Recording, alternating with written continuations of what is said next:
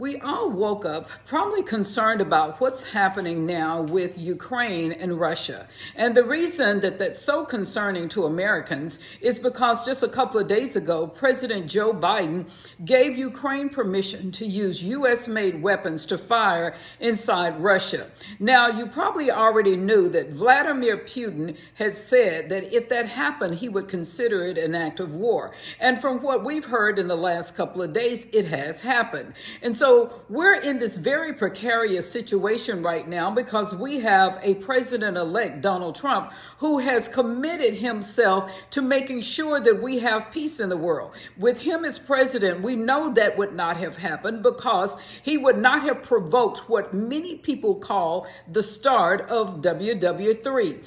That does not benefit anybody. It will not benefit anyone except the people who make all of their money making weapons, distributing weapons, and then cleaning up after wars. And so everyone should be very concerned because we see what is going on before President Trump takes office. And, just think about it. What would have happened if Kamala Harris had taken office? If you've looked at any of my videos, I told you how dangerous that was. My major concern, more than anything else, even more than inflation, more than anything, was what would happen with the war? What would happen with the U.S. and Ukraine and Russia? Because we know that the globalists kept pushing the button. They want war because that is what funds them in all of their activities. So I say to you, I've looked up many things about the transfer of powers. There's a War Powers Act. There's also a Presidential Transition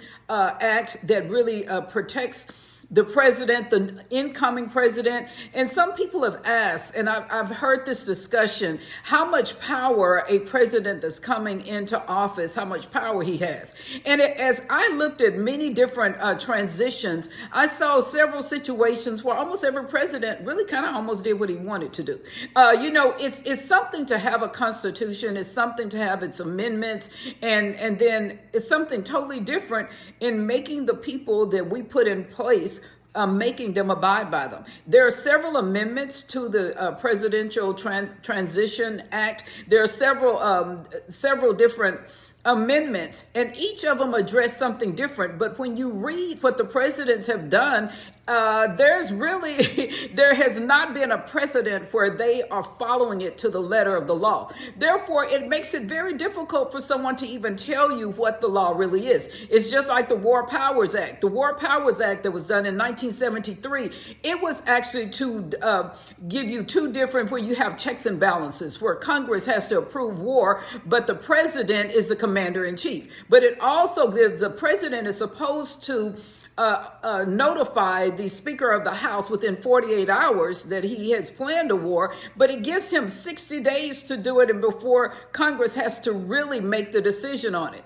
Guess what? We have less than 60 days before President Trump takes office. So in that 60-day period, a lot of damage can be done. And so I pray that this video stays up. Every time I do a video or anyone does a video addressing this subject, the social media sites, especially TikTok, they will take it down. And I say it's so that people do not know what's going on in their world. The great thing about us, as opposed to any other war that we've been in the past, is that we do have social media.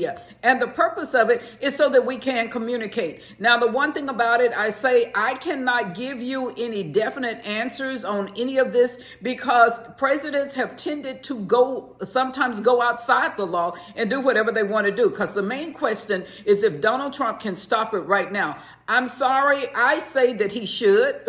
I don't know, but I'm sure he's not listening to me. But as I said, in the past, presidents have tended to do whatever they wanted to do. But I think the greatest thing that we should all be concerned with is that our outgoing president is putting us into a war. That is extremely important. And that's something that every person, not just in America, but all over the world, should be concerned about.